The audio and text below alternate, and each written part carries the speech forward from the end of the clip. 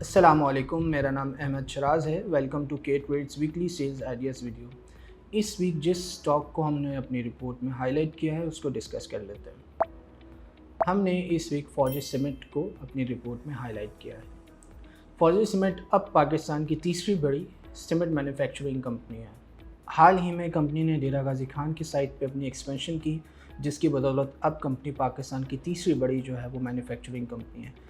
इसका ये भी फ़ायदा हुआ है कि इस एक्सपेंशन के बाद सदर्न रीजन में भी कंपनी का फुटप्रिंट बढ़ जाएगा। कंपनी ने जो अपना लास्ट रिपोर्टेड रिज़ल्ट PSX को फाइल किया था, उसको अगर हम नज़र में रखें तो कंपनी ने तकरीबन 2.87 का EPS 9 मंथ में दिया था, जो कि एक अच्छी अर्निंग है।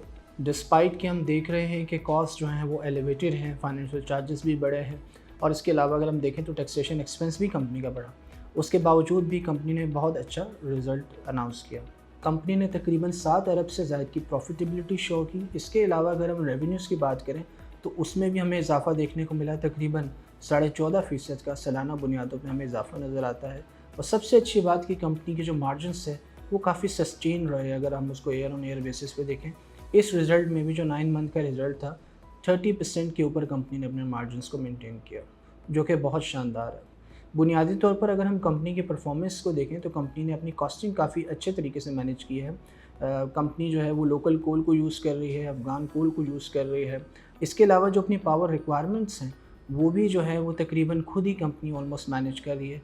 इस वक्त अगर हम देखें तो कंपनी तकरीबन 60% से ज़ायद अपनी एनर्जी रिक्वायरमेंट्स खुद कंप्लीट करती है और नेशनल ग्रिड पे जो रिलायंस है वो तकरीबन 40% है। इसके अलावा कंपनी ने रिसेंटली ग्रीन इनिशिएटिव्स के भी प्रोजेक्ट्स बनाए हैं, जिसके अगर हम देखें तो उसमें सोलर को भी इन्होंने ऐड किया। अब इनकी टोटल अगर हम ग्रीन एनर्जी को देखें तो तकरीबन 58 मेगावाट्स की है। हम समझते हैं कि पिछले कुछ साल सीमेंट सेक्टर के लिए काफ़ी परेशान कुन थे, जिसमें ऑब्वियसली हमने देखा कि मुल्क में इंटरेस्ट रेट जो थे वो बढ़ रहे थे, डिमांड में कमी थी महंगाई के रुझान की वजह से। इसके अलावा हमारा रुपये भी प्रेशर में था, इंपोर्ट रिस्ट्रिक्शंस भी थी। यही वजह है कि ये सीमेंट सेक्टर काफ़ी प्रेशर में रहा। इसका फ़ायदा ये हुआ कि इन कंपनीज़ ने अपनी कॉस्ट मैनेजमेंट काफ़ी अच्छी कर ली। अब हम समझते हैं कि जैसे जैसे महंगाई का रुझान में कमी आएगी, और जो कि आ भी रही है, और इंटरेस्ट रेट में भी कमी का रुझान हमें देखने को मिलेगा, तो इन कंपनीज़ की परफॉर्मेंस हमें बेहतर नज़र आएगी। यही वजह है हमारा सीमेंट सेक्टर पे पॉजिटिव स्टांस है। हम समझते हैं कि आने वाले वक्तों में जो महंगाई के रुझान में कमी है और जो मैक्रो इकनॉमिक आउटलुक में बेहतरी है, वो सीमेंट सेक्टर के लिए काफ़ी फ़ायदेमंद रहेगी। फौजी सीमेंट की अगर हम बात करें तो हम समझते हैं कि तकरीबन इस फाइनेंशियल ईयर में, जो कि क्लोज़ होगा जून पे, तकरीबन 16 से 18% कंपनी की सेल्स ग्रोथ में हमें इजाफा देखने को मिलेगा। हम समझते हैं कि फौजी सीमेंट ने जो रिक्वायर्ड एक्सपेंशंस थी वो कर ली हैं और अब मज़ीद मुस्तकबिल में किसी भी किस्म की कोई कैपेक्स रिक्वायरमेंट नहीं है।